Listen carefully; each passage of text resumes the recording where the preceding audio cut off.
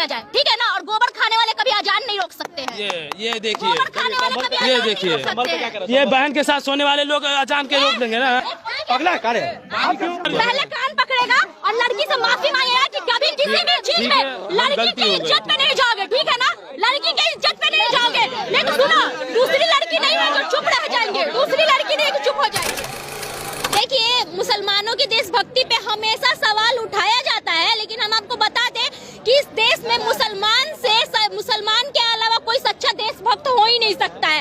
आप देखिए, मुसलमान से न सच्चा न बड़ा कोई देशभक्त नहीं है इस देश में। मुसलमान जो है वो आजादी की लड़ाई को रख लीजिए, या फिर APJ अब्दुल कलाम को देख लीजिए, या फिर इंडिया गेट पे जो नाम गुदवाया गया है उसको देख लीजिए, या फिर जो वजू करके इसी देव और पानी न हो तो वजू करके जो पाक होते हैं वहाँ पे भी देखिए। उसके बाद 5 टाइम इसी देश की मिट्टी को चूमते हैं और आखिर में इसी देश की मिट्टी में दफन हो जाते हैं। तो मुसलमान से बड़ा देशभक्त है कौन जी?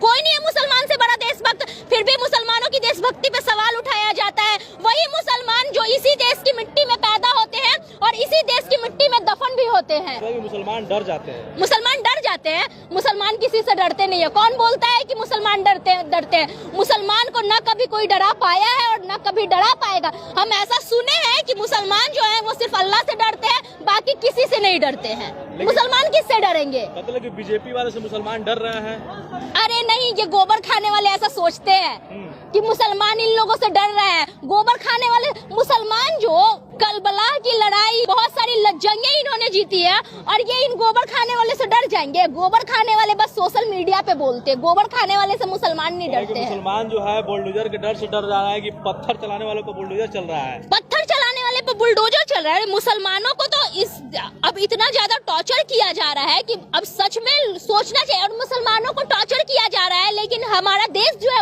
देश बर्बाद हो रहा है।